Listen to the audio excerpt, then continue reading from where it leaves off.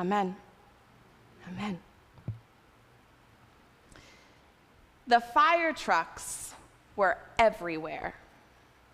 There was a house in flames and burnt to a complete loss. Hoses had blasted those flames with a strength as hard and unforgiving as the fire itself. It was unruly, it was terrifying, and it was out of control. And the fire trucks were everywhere. She decided to walk right up and tell the truth, her truth, tell her father the whole truth, the truth behind the flames, behind the heat, behind the terrifying, out of control feelings that she had in that moment.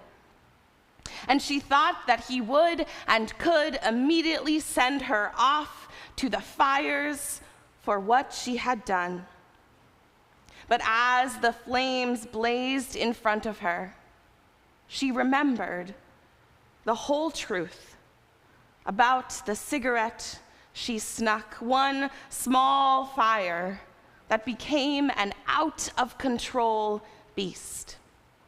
The high school class that she had skipped, and the careless butt she had flicked onto the ground while still sparking. But she decided to walk right up and tell her truth.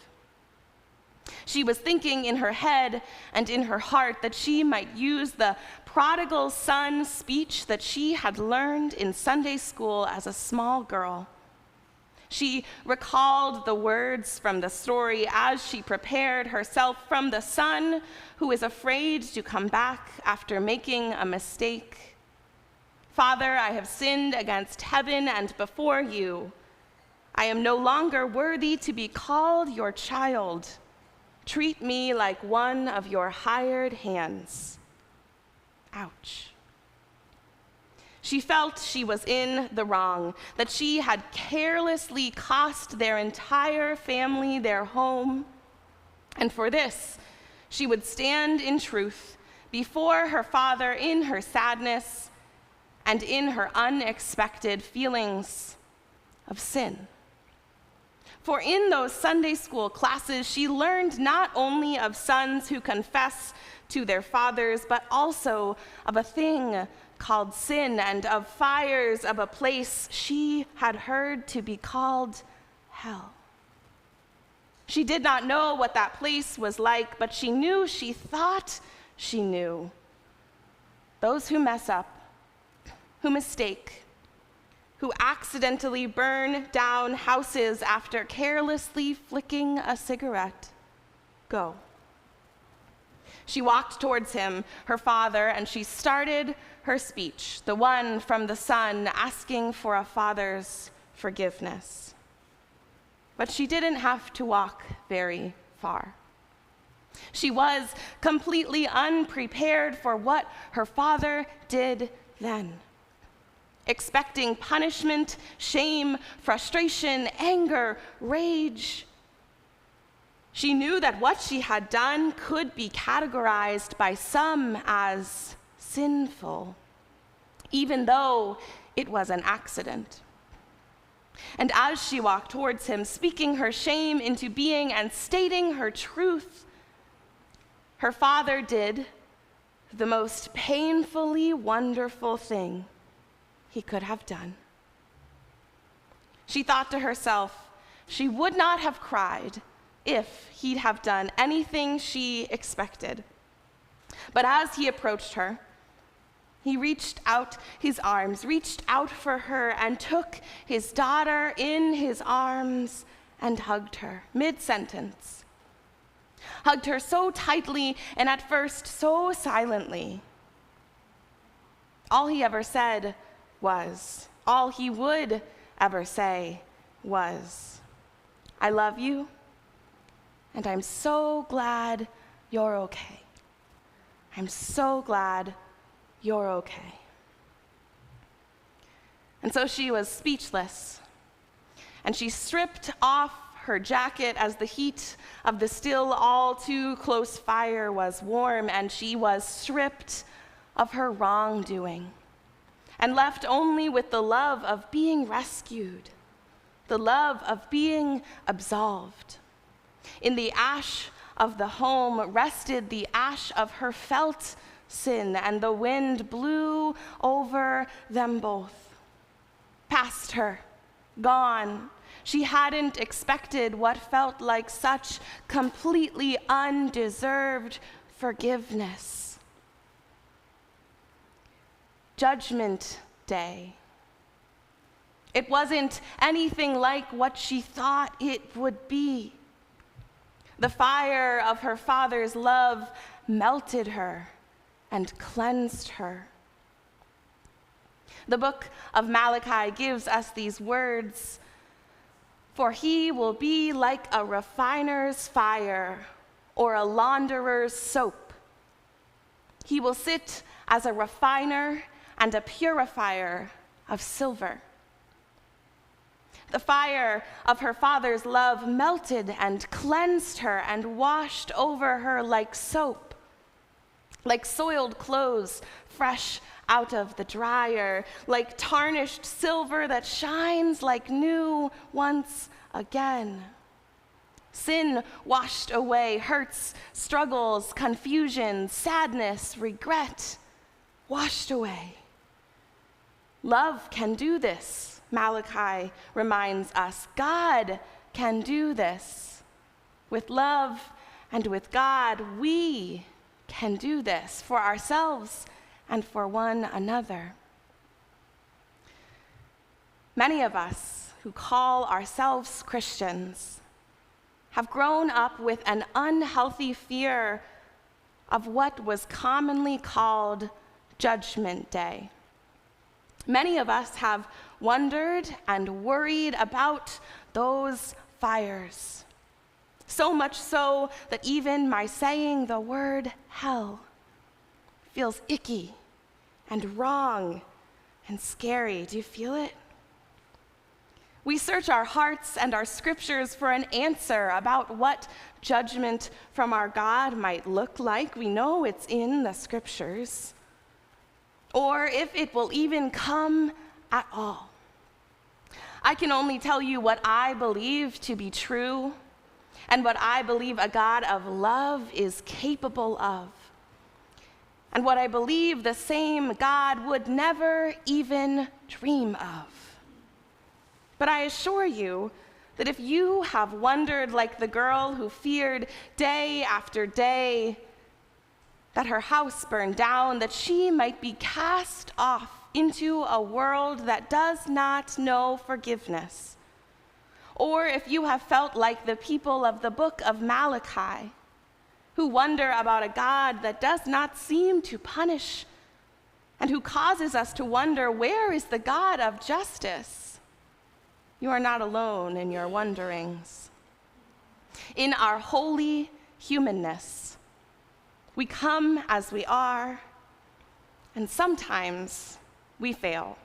We make mistakes, and we sometimes burn down that which we care so much about. We watch others do the same. And it is only human to wonder, will we be judged? Will there be a day of fire for what I've done? Will I have to answer to an angry God? Will the ones who act unjustly receive due justice? Like the people of the book of Malachi, the Israelites who we've been following on their journey as we read through each book of the Bible, we too, in our holy humanness, fear and wonder about that judgment day. Children ask about a monster with horns and a tail, and they question a God who loves us but is willing to let us mess up. And I can only tell you what I tell the children who ask, because I believe we are all children at heart. We know there is a heaven. We can see it in the rainbows and the birds that fly towards the sky, in the memories of loved ones that we hold on to long after they're gone, and in the stories we teach generations and generations about the ones who came before them. We know there is a heaven. We do not know what form it takes.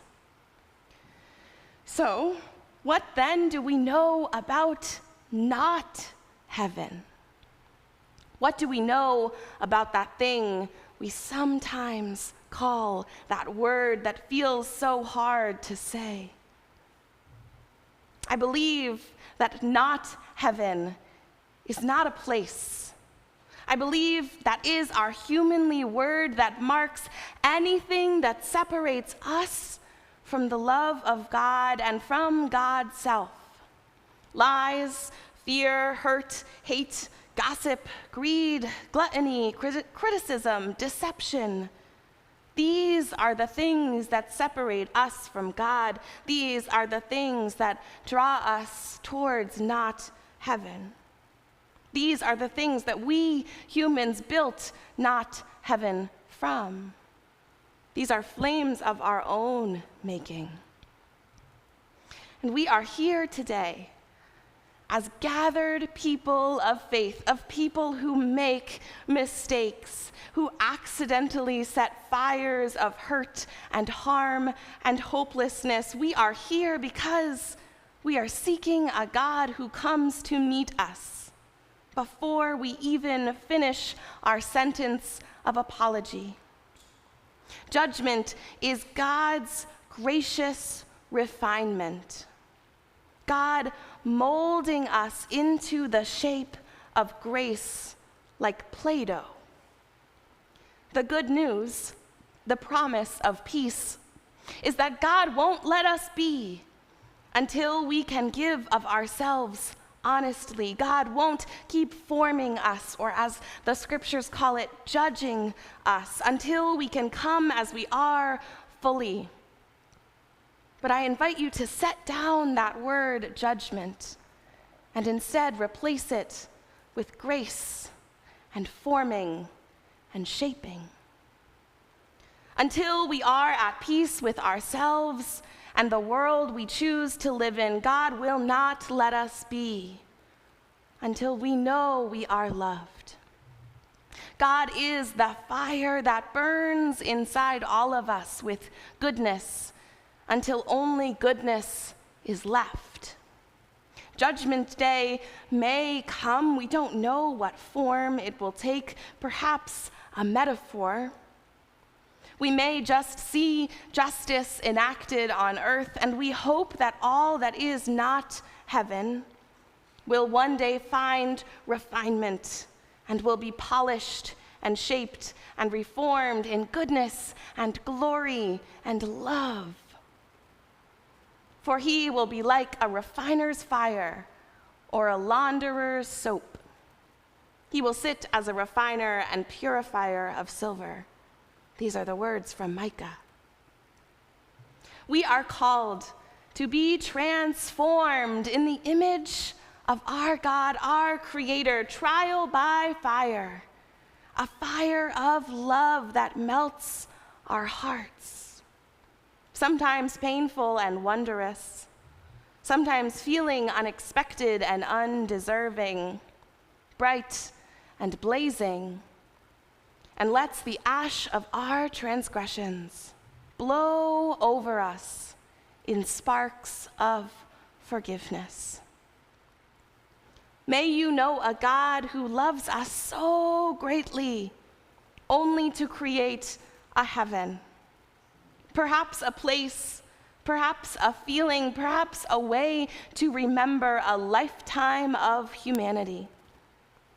And may you also know a God who only molds us and shapes us and polishes us so that we might grow to become a stronger form of our best self. Grace abounds. A God who knows we are imperfect and loves us perfectly.